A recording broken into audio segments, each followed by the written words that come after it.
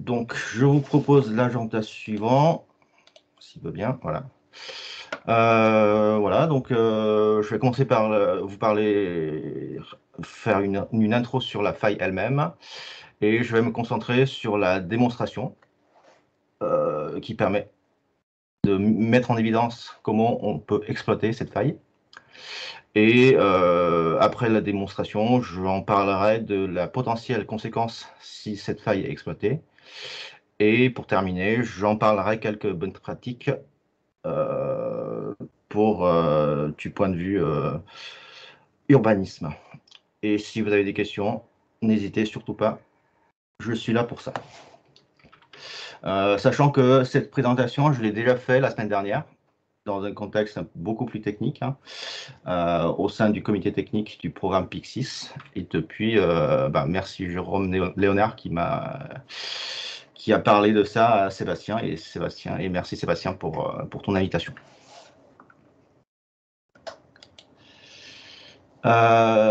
Ok, donc on va voir ce que c'est cette faille de sécurité. Donc la faille s'appelle Log4j Shell.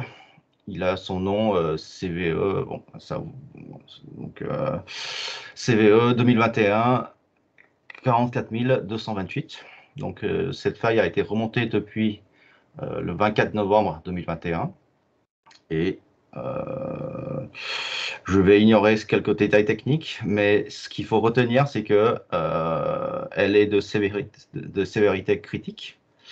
Elle a une base CVSS score de 10 sur 10. Donc en gros, on ne peut pas avoir une faille aussi critique que ça. Les versions des produits concernés, il s'agit de la librairie Log4j 2.x, donc en gros toutes les versions en majeur 2.x jusqu'à la version 2.14.1. Donc en gros, ça a daté plus de 5 ans, quoi. Et et cette faille concerne quoi concrètement? Ça permet c'est ce qu'on appelle le type d'attaque. Ça permet d'exécution des codes à distance, des codes arbitraires. Et pour cela, vous allez voir, il suffit d'injecter une série de codes magiques qui va pouvoir déclencher toute une suite de traitements. Et lors de la démonstration, vous allez voir que on peut obtenir facilement le compte shell du serveur cible.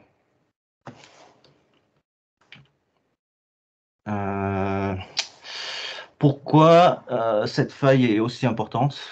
Pourquoi on l'appelle faille du siècle? C'est parce que elle est très répandue. Comme vous savez, Java est cross-platform, donc multi-architecture, multi-OS et multi-device. Donc on peut le trouver sur une application web banale sur Internet, sur des routeurs Cisco, des produits firewall, voilà, tout ce que vous pouvez imaginer sur lequel il y a Java. Et en plus, cette librairie Log4j est une librairie de traçage qui est de type standard du marché. Il y a beaucoup d'applications qui s'en servent pour implémenter leur fonction de traçage. Voilà. Ensuite, elle est très sévère parce que c'est une faille de type remote code execution. On peut vraiment balancer tout ce qu'on veut. Jusqu'au moment où celui qui attaque pourrait obtenir le contrôle total du serveur distant. Donc c'est l'objet de ma démonstration. Ensuite, elle est très facile à exploiter parce que contrairement à d'autres failles de même type, il n'y a pas beaucoup ou quasiment pas de prérequis du tout. Donc en gros, il n'y a pas de conditions particulières pour que le hacker puisse lancer l'attaque, sachant que l'outil que j'ai utilisé pour faire la démonstration est disponible sur GitLab, sur Internet, et pourra être téléchargé par tout le monde, ce qui rend l'attaque très facile à lancer. surtout pour un serveur qui est exposé sur Internet. Et pour terminer, cette faille, elle est très longue à corriger. C'est parce que déjà, il est difficile à identifier, parce que cette librairie est embarquée sur plein d'applications, plein de progiciels, plein de serveurs d'applications et plein de devices, des routeurs, des choses comme ça. Voilà les caractéristiques principales de cette faille. Et je vous propose d'aller directement sur la partie démonstration. Alors, donc, pour ce faire, je vous ai fait un schéma. Grosso modo, il y a 3 briques que je vais vous présenter. Donc, il y a une brique qui est... Attends, je vais voir si je peux lancer un petit... Voilà. Donc, il y a une partie serveur cible d'attaque. C'est ce que j'appelle le serveur A. Sur lequel je vais lancer une application de type Spring Boot. Hein. Donc, c'est un framework Java. Très répandu dans le monde de open source. Et vous allez voir que dans cette application, je vais faire tourner Java 8. Et cette application tourne avec... cette application utilise Log4j une version 2.6.1 pour implémenter sa fonction de traçage. Vous avez une partie serveur B. Donc en gros, c'est le cœur de... Enfin, c'est un serveur contrôlé par le hacker, hein, tout simplement, sur lequel on fait tourner un outil qui fait lancer un serveur JNDI. Donc, je ne vais pas rentrer dans le détail, mais c'est un service de registry en Java qui permet de propager, qui permet à l'application A de faire une requête, puis renvoyer un pointeur vers une autre classe. Et pour terminer, sur le serveur B, je vais lancer un petit serveur de Netcat. Netcat, c'est un utilitaire Linux qui est embarqué dans plusieurs releases de Linux. Donc, sachant que l'outil Netcat lui-même n'est pas du tout un outil de hacker. C'est juste un utilitaire, un couteau suisse, une commande très utilisée dans l'OS, dans le système d'opération de Linux. Donc, voici le serveur B. Et pour terminer, il y a le poste de travail C qui est utilisé par hacker pour solliciter le serveur A en injectant un code magique suffisamment magique pour déclencher la faille de sécurité. Et vous allez voir que après une série d'opérations, l'attaqueur peut récupérer la console du serveur A depuis le serveur B. Et tout ça, ce qu'il faut noter, c'est que le serveur A ne connaît aucun mot de passe au préalable du serveur A. Tout ce qu'il connaît, c'est l'IP du serveur A. Et c'est tout. Donc, du coup, je vais rentrer en mode démo. Je vous ai préparé un petit truc. Est-ce que vous voyez mes 4 consoles Linux? Yes. Donc en gros, en haut à gauche, vous avez le poste de travail C. C'est celui qui est utilisé pour injecter les appels. En haut à droite, vous avez le serveur A, donc c'est le serveur cible de l'attaque. Et en bas, vous avez 2 consoles du serveur B. Donc l'un et donc celui de gauche est utilisé pour lancer le serveur GNDI. Et à droite, vous avez un petit serveur Netcat qui sert à qui sert à intercepter les appels en provenance du serveur A. Donc en gros, le serveur B ici, enfin la fenêtre en bas à droite, sert à intercepter, à récupérer le compte, la console shell du serveur A, que je vais vous montrer par la suite. Donc, pour commencer, on va lancer un petit serveur A. Alors, donc, pour ce faire, je vais aller dans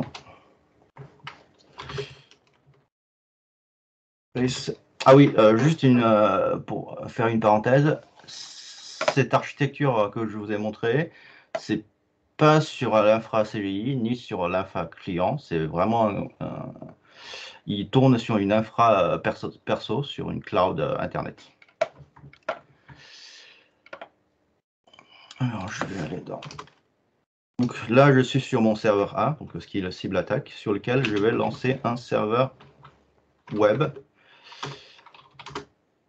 Vous allez voir, c'est une application Spring Boot de base sur lequel je vais lancer.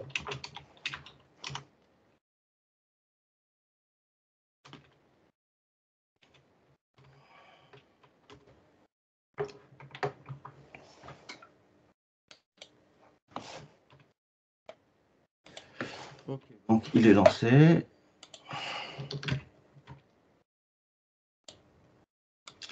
Je vais utiliser un petit navigateur,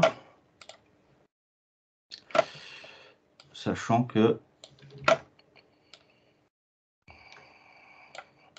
ce petit serveur de démonstration, qu'est-ce qu'il fait? Il fait pas grand-chose. Il envoie juste un Hello World, d'accord? Donc il se met en écoute sur le port 8080 et il tourne sur Internet. Et là, dans la console de mon Spring Boot, je fais pas de traitement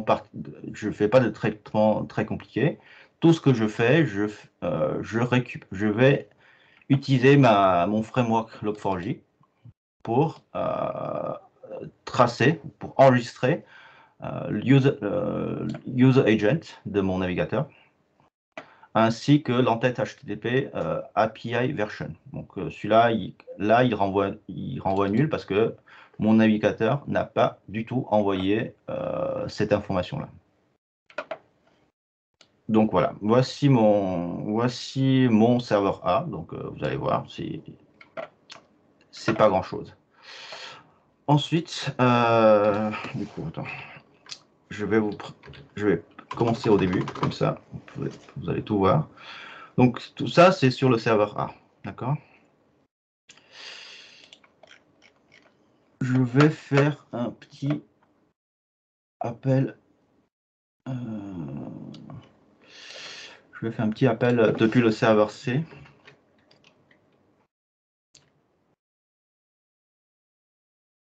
Avec une entête. Sans passer par navigateur, comme ça vous allez mieux voir qu'est-ce que je fais.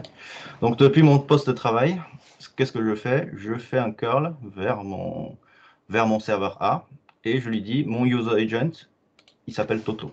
D'accord? Donc je lance. Il me retourne Hello Pixis, comme ce que vous avez pu voir sur le navigateur, ici. Et dans ma console, dans la console de mon serveur, je dis OK, j'ai reçu un appel avec user agent Toto.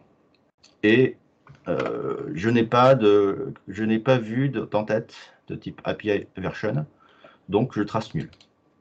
En pratique, on peut considérer comme si un serveur qui est sur Internet, qui propose un microservice, un API, en REST par exemple, et comme l'administrateur de ce fournisseur de web service, il a besoin de faire des statistiques sur l'usage de son web service, il a développé des fonctions de base pour compter le nombre, enfin pour compter le champ user agent et le champ API version pour mieux comprendre comment son web service est sollicité sur Internet. Donc jusque-là, tout va bien. Ensuite, je vais lancer toute une série d'outils depuis mon serveur B. Donc, je vous rappelle, le serveur B, c'est un serveur 100% contrôlé par le hacker. D'accord? Donc, pour ce faire, il va commencer par lancer un serveur GNDI.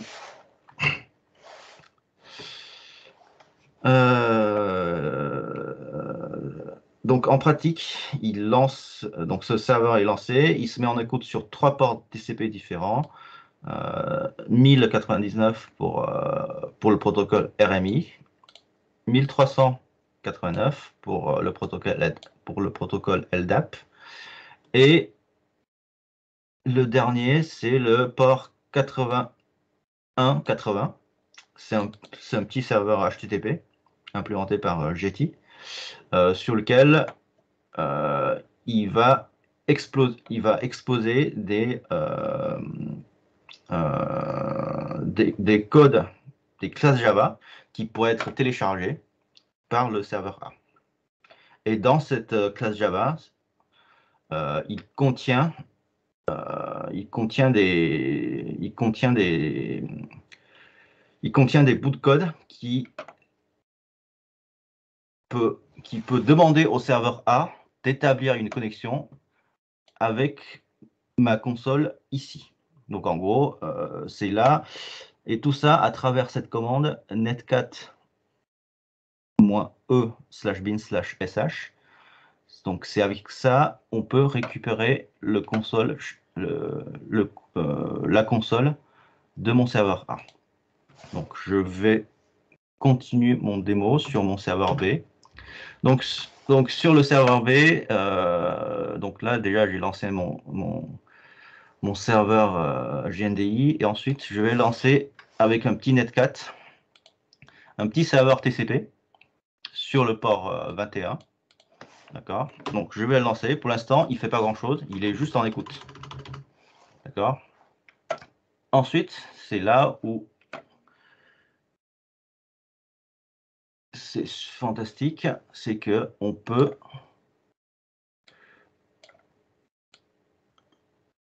jouer sur le champ dans mon curl pour provoquer la faille.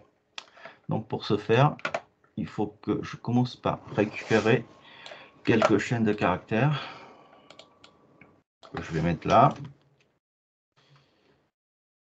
Ensuite, je vais prendre ça, je vais injecter dans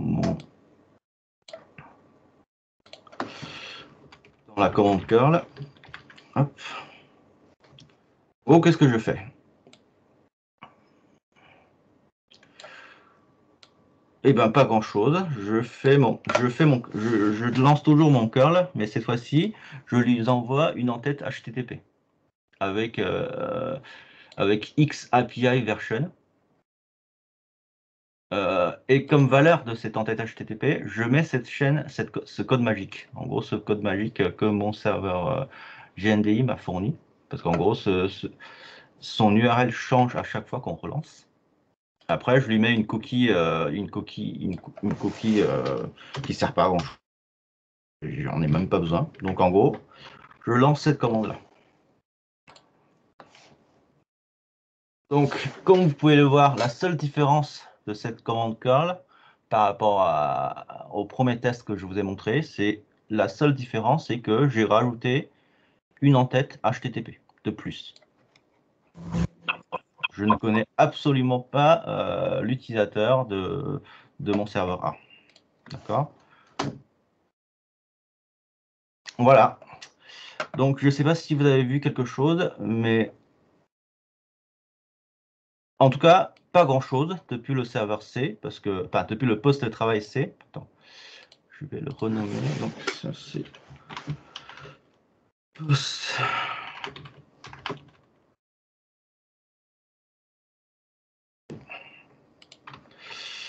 Parce que il me retourne toujours Hello Pixis. Donc, du point de vue client HTTP, c'est 100% normal.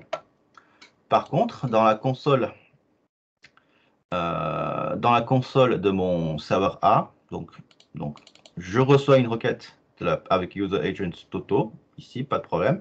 Par contre, je reçois, cette fois-ci, mon en-tête HTTP X API version n'est plus nul, donc il a récupéré une valeur.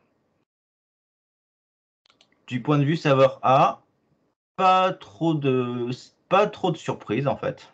Donc ça a l'air de fonctionner. J'obtiens juste une valeur un peu bizarre pour le champ XAPI version. D'accord? Par contre, comme vous pouvez le constater, sur le serveur B, en bas à gauche, j'obtiens une connexion. Je vois passer une connexion entrante de la part de mon serveur A avec le protocole RMI. D'accord? En gros, vous allez voir, donc le mot-clé IZ5DXY, c'est ce que j'ai injecté ici. D'accord? Depuis mon serveur A. C'est ce que j'appelle le code magique. Et ensuite, une fois il a reçu ça, qu'est-ce qu'il fait? Il envoie une classe Java depuis mon serveur B vers le serveur A. Et le serveur A, une fois cette classe reçue, il a lancé un bout de code. Et ce bout de code, c'est quoi? C'est ça. En gros, tout est paramétré depuis mon serveur B. Depuis mon serveur B, je demande au serveur A de lancer une commande système qui fait un netcat vers ce petit serveur, vers le serveur netcat que je viens de lancer sur le port 21. D'accord? Et en plus, je lui demande, une fois la connexion TCP établie, lance-moi la commande /bin/sh et renvoyer la sortie via cette connexion TCP/IP. Ce qui fait que ici, dans ma console, en bas à droite, j'ai quelque chose. Donc il n'y a rien, enfin il n'y a pas de prompt, mais au final, j'obtiens un shell de mon serveur A. Donc en gros, si je fais un if config, je vois vraiment le serveur A. Et en plus, je suis root. Je suis root parce que j'ai lancé mon application Spring Boot en tant que root.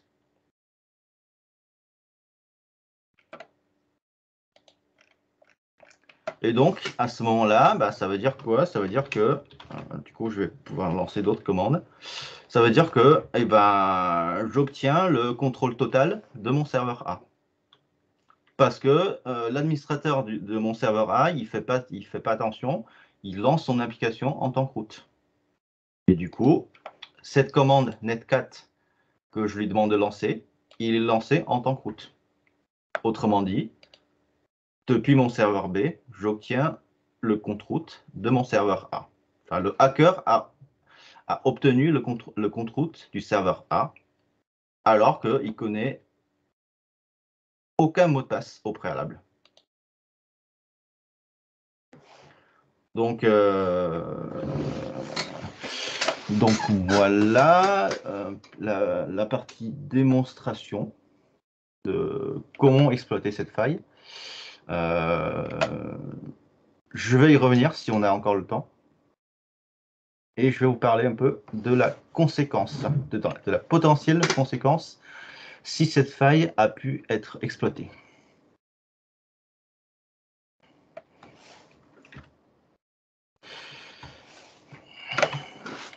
Alors, une fois le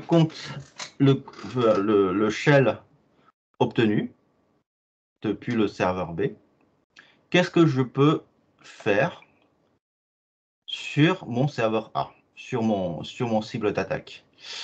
Eh ben, on peut imaginer tout ce qu'on peut. Ça veut dire que bah déjà, le serveur cible, mon serveur A, il pourrait devenir un serveur de rebond. C'est-à-dire que je m'en sers de mon serveur A pour attaquer d'autres serveurs dans le SI qui se trouve dans le même SI. Ça peut déclencher une fuite des données sensibles, hein, parce que tout à l'heure, comme j'ai lancé mon serveur A en tant que route, j'ai accès à tous les fichiers de ce serveur. Et comme les serveurs Java sont souvent des serveurs de back-end, qui a une connexion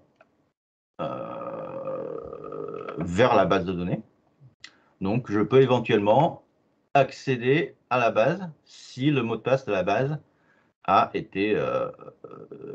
n'est pas chiffré, ou dans un fichier de configuration, je peux retrouver l'identifiant de la base de données. Donc avec l'identifiant de la base de données, je pourrais imaginer de pouvoir faire un dump de la base ou faire un export de la base, envoyer le dump généré vers Internet. Donc en gros, ça pourrait, on peut, en gros, la fuite des données sensibles, ça peut se faire très facilement. Et en plus, comme je vous ai montré tout à l'heure, j'obtiens le compte route. Je pourrais installer un ransomware. C'est quelque chose qu'on en a beaucoup parlé, qu'on entend beaucoup parler l'année dernière sur tout type de boîte. Ça peut être des hôpitaux, de la mairie, des compagnies de pipeline aux États-Unis, enfin tout ce que vous pouvez imaginer. Je peux aussi installer un logiciel de type crypto-monnaie. En gros, j'exploite la puissance de calcul de mon serveur A pour miner. Voilà, je vole pas de données, par contre, je vole ta puissance de calcul. Je pourrais éventuellement effacer tout le disque dur. Oui, parce que pour faire du sabotage, parce que je suis root, et je fais un CD/ et je fais un rm-rf étoile, et hop, tout est supprimé, et je m'en vais. C'est possible aussi. Et pour finir, dans mes exemples, j'installe un petit cheval de droit sur le serveur A pour que mon serveur A rejoigne un réseau de type zombie bot. C'est-à-dire que en temps normal, il fait rien. J'installe un petit agent sur mon serveur A, mais comme il fait partie de mon réseau de zombie bots, à un moment donné, je pourrais le réveiller et de lui demander de lancer d'autres types d'attaques, de type deny of service. Je vous rappelle le principe de zombie bot, c'est que tu as un petit réseau. Enfin, c'est un réseau constitué de beaucoup de machines sur Internet qui sont infectées par ce logiciel de type cheval de droit. En temps normal, il ne fait rien. Et par contre, il suffit que le hacker lance une commande de manière centralisée. Ensuite, cette commande pourrait être propagée et tout le monde essaye tous les membres de ce réseau zombie boot essayent d'accéder au même URL, donc suffisamment, et en plus avec multithread, tout ce que vous pouvez imaginer, donc suffisamment puissant pour faire tomber un service critique. Voilà, c'est juste ici, j'ai juste listé quelques exemples, mais j'ai envie de dire, une fois tu obtiens le compte route de la machine, tu peux effectuer tout ce que tu veux. Donc en gros, le serveur A t'appartient. Tu fais ce que tu veux avec. Donc pour conclure, la conséquence pourrait être très très grave. Ensuite, c'est un petit rappel de quelques de bonnes pratiques. Donc premièrement, avoir une JVM à jour. Pourquoi je dis ça? Parce que dans l'exemple que je vous ai, dans le démo que je vous ai fait, il y a plusieurs manières il y a plusieurs manières d'exploiter la faille. Et en fonction de la version de JDK, il y en a qui fonctionnent, il y en a qui ne fonctionnent pas. D'accord? Mais il y a une chose qui est sûre, c'est que avec une version plus récente de JDK, on réduit considérablement les manières d'exploiter cette faille. Ensuite, de manière plus générale, hein, s'assurer que l'ensemble des produits installés sur le serveur sont à jour. Pourquoi? Parce que si ton logiciel n'est pas à jour, tu as beaucoup plus de probabilité de faire l'objet, de devenir victime d'une telle cyberattaque. Troisièmement, sur le serveur de production, en particulier quand il est sur Internet, installer un OS avec le minimum nécessaire. Concrètement, si je prends l'exemple que je vous ai montré, si jamais depuis le serveur A, je n'ai pas l'outil netcat, la commande netnc qui est installée, et ben la même type d'attaque ne pourrait pas fonctionner parce que il va lancer, parce que le serveur B va demander à serveur A de lancer cette commande avec nc. Et comme nc n'est pas installé sur le serveur A, et ben il n'y a rien qui va se passer. Donc voilà. Ensuite, donc c'est pour terminer, je pense pas que j'aurai le temps de vous faire la démo complète de cette partie-là. C'est que en fonction de la manière où le process Java est lancé, la conséquence pourrait être très très différente.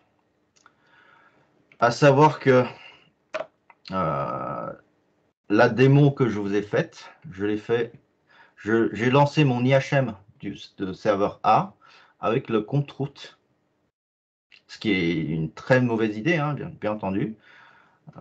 La conséquence, c'est que le hacker, il obtient le contrôle total du serveur cible. Donc en gros, il peut installer tout et n'importe quoi sur le serveur A. D'accord? Par contre, si l'administrateur du serveur A, il est plus prudent, c'est-à-dire qu'il lance son IHM avec un utilisateur restreint, ça veut dire que le hacker, il obtient le shell du serveur A, mais en tant que cet utilisateur restreint. D'ailleurs, ça, je peux vous faire très rapide. Donc là, je vais sortir. Je relance mon netcat. Je sors mon utilisateur root.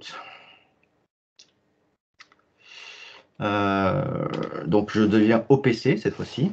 Donc je viens dans le même dossier Workspace. Donc, Workspace, Log4j. Voilà. Je lance exactement le même jar, mais cette fois-ci avec l'utilisateur OPC qui n'est pas root. D'accord. Voilà, mon truc est lancé. Et je lance exactement la même commande d'attaque, mais cette fois-ci, je modifie mon user agent qui devient Titi. Voilà. Vous allez voir, la faille est également exploitée. J'obtiens un shell de mon serveur A, d'accord, ici. Sauf que cette fois-ci, le shell que je viens de récupérer est lancé en tant que OPC et pas root. Donc, ce qui fait que la conséquence est beaucoup moins grave parce que en tant que OPC, je ne peux pas installer tout et n'importe comment. Par exemple, je ne peux pas effacer tout le disque dur parce qu'il y a plein de dossiers système où je n'ai pas les droits. Par contre, un point d'attention, c'est que pour l'utilisateur OPC, il ne fallait pas que vous configurez, il ne faut pas que vos sudo soient configurés pour qu'ils puissent devenir root sans rentrer le mot de passe. Sinon, ça ne sert pas à grand-chose, puisqu'il suffit que l'utilisateur fasse sudo root et il obtient root. Donc ici, je vais tenter. Je sais plus si mon OPC est bien configuré.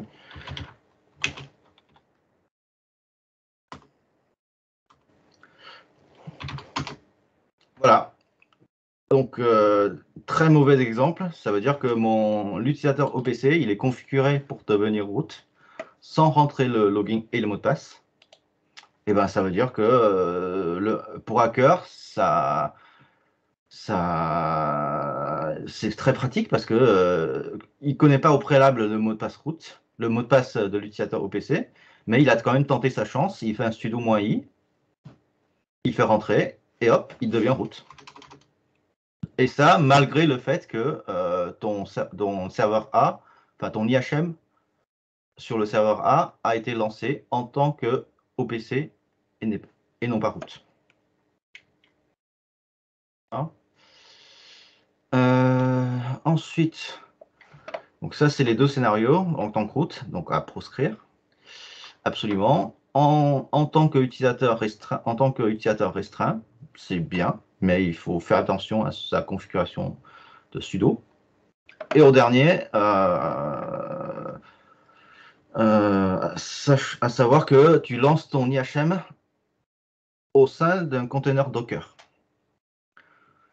Pourquoi je dis à privilégier? C'est parce que dans telle configuration, le shell obtenu par le hacker, c'est juste un shell au sein de ton container. D'accord? Autrement dit, ton dégât va être également limité au sein de ton container. Donc, c'est le principe de sandbox. Tu es vraiment borné. Donc, OK, tu vois tout le contenu de ton container Docker, mais tu ne vois pas le monde extérieur. Tu ne vois pas d'autres containers. Tu ne vois pas non plus le serveur physique du serveur A. Donc, j'ai vu qu'il nous reste encore un peu de temps. Je vais quand même faire la démonstration de cette partie Docker. Je vais sortir de mon IHM. Donc pour lancer Docker, il faut que je sois root.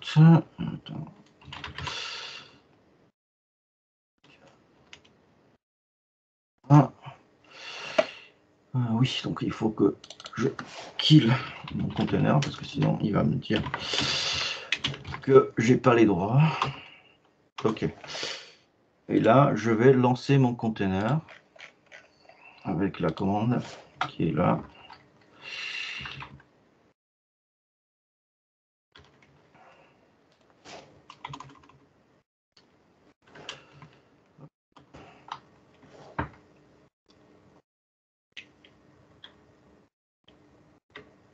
Ok, donc mon IHM au sein du container est déployé. Donc en gros, je lui dis mon container, tu te mets en écho sur le port 8080 et je veux mapper le même port pour que je puisse voir ton IHM. D'accord? Du point de vue IHM, du point de vue navigateur, tu vois exactement la même chose. Tu sais pas si derrière il est dans un Docker ou pas. D'accord? Donc ici, si je lance ma commande, cette fois-ci avec un Tata, j'obtiens toujours une réponse. D'accord? Donc en gros, avec un user agent Tata. Et cette fois-ci, je vais l'attaquer avec user agent Tata 2, avec toujours mon code magique qui permet d'exploiter cette faille. Ah merde, j'ai oublié de lancer le netcat,